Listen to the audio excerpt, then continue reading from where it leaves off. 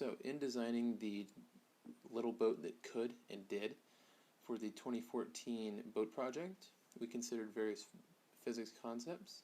First of all, we considered that since the force of gravity from the two rowers in the boat would be pulling directly downward on the bottom of the middle of the bottom of the boat, and since the sides of the boat were connected to the bottom of the boat, when the bottom started to cave downward because of this force of gravity, the sides would want to cave in towards the center of the boat. And to prevent this caving in, that's why part of the reason why we put in the lattice system, to impede this caving into the sides and to provide more integrity for the bottom of the boat in resisting the force of gravity. Second of all, we considered the FMA equation, which states that force is equal to mass times acceleration, and figured that in order to maximize acceleration and so that we could get the most laps, we would need to minimize mass and maximize force of the rowers in the boat, which is why we decided to put Luke and Matt in the boat, which would be the lightest combination of rowers, while still maintaining a sufficient amount of power from rowing. We also in considering this FMA equation, we decided, that's another reason why we decided to put the lattice in there, is that it provided lightweight support to make the boat just a little bit lighter to get that competitive edge. So for number 2, we did build a prototype because we were not comfortable with just throwing a boat in the water on the test day that we were not completely confident with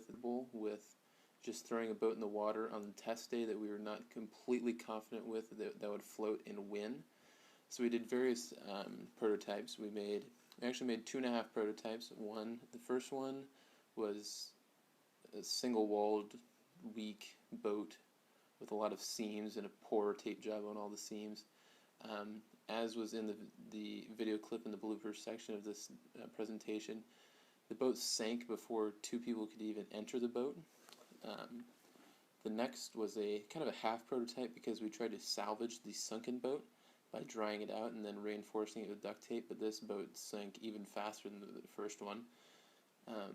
And then our third prototype was actually the alleged final that we built the Sunday before the first final day. And this had the double-walled. No, they didn't have double-walled. Yes, it did. This had a double-walled bottom, the lattice system, and then a deck on top with fewer seams and a lot better duct tape. We actually tested that boat the following Sunday. I believe that was the 7th or 6th.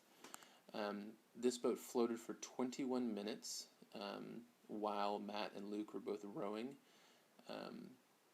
After 21 minutes, after 15 minutes it was going well. From minutes 15 to 21 it started taking on water. Or minutes 15 to 20 it started taking on water, and then in the last minute I began to throw soaking wet balls of cardboard at the boat to try and sink it. And then at the end I purposely sank it just to get Luke and Matt cold. Yes. So those were the prototypes we made, and after those 2.5 prototypes, we made the final, which was very, very similar to the last prototype that we made, but just reinforced all the sides and made a much more aggressive lattice system. And then for number 3, we decided on the design that we had for a number of reasons. We decided to put the lattice system in there to A, distribute our weight evenly throughout the boat, B, to prevent the sides from caving in if the bottom of the boat started caving down because of the force of gravity. And we decided also for the lattice system, we decided to use that because it would provide lightweight support for the bottom of the boat. We decided to curve / point the front of the boat and the back of the boat to help it cut through the water in a much more hydrodynamically optimal way to maximize speed. The front of the boat that we put in the water for the final ended up being a little bit more pointed than the back, simply because there was a defect in the cardboard. There's a little bit of a hole in the back that we needed to cut out, so therefore we had less material to work with. So that's why the back was a little less rounded. We double walled the deck, we double walled the bottom and sides of the boat to provide an extra layer of defense from water to getting into the lattice system, because we knew that once the water started entering the corrugations of the lattice system, the cardboard would quickly crumple because of the water in there. We actually sealed the second layer of bottom and side to insulate the lattice system, the lattice area, even more. We also double walled the deck, which was the pieces of cardboard on top of the lattice, to provide more support for the lattice, because in the prototype we made, we found that we needed to step into the boat very, very carefully, or else the lattice would crumple. We made a much more aggressive lattice in the second one, because we did not want to risk having the lattice collapse, because as the lattice collapsed while it was in the water, speed went down, and we didn't want that to happen. So we made it actually a 25 by 5 slot lattice. And let's see, other aspects.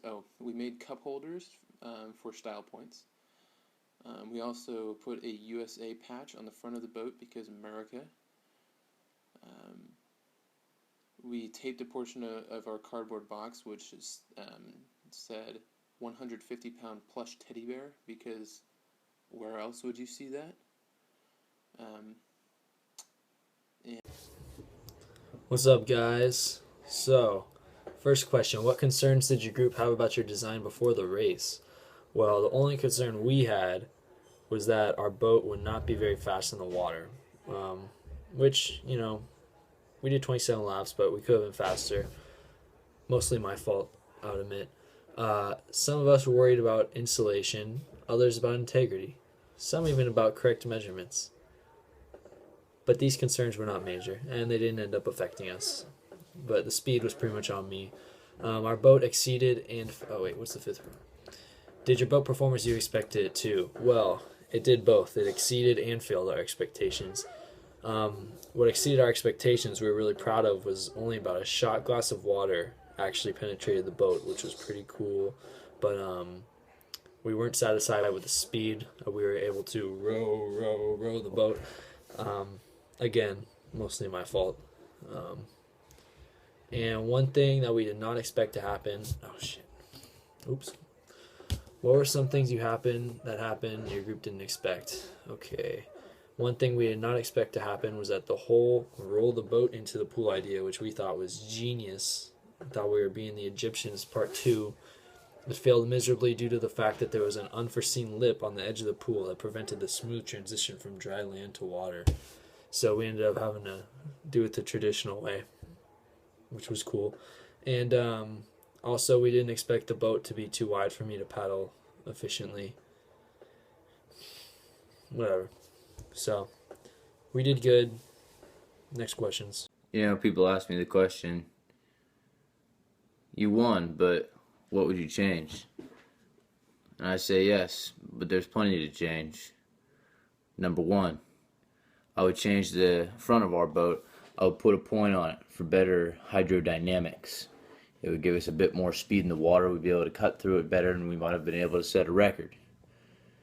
Number 2, I would make the boat a little less wide.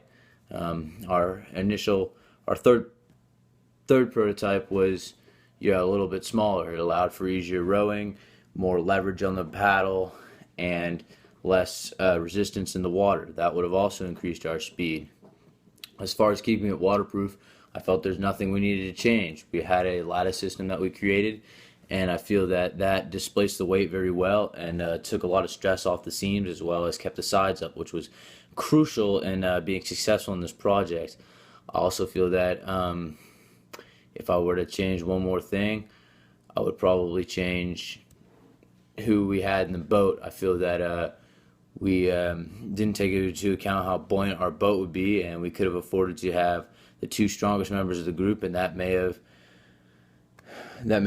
given us a couple more laps. But in retrospect, we got the job done as we wanted to do, and so I would say that I'm happy with our results. Something that we have learned in physics that was reinforced by this lab was that about three major things. The first one being displacement is a key concept. Displacement of weight.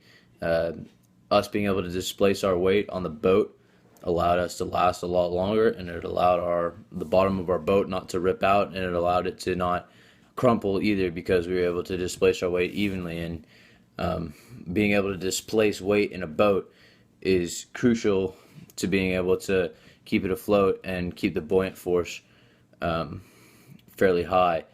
In addition, another thing we learned is that while taking conceptual ideas is good, we also need to make sure that we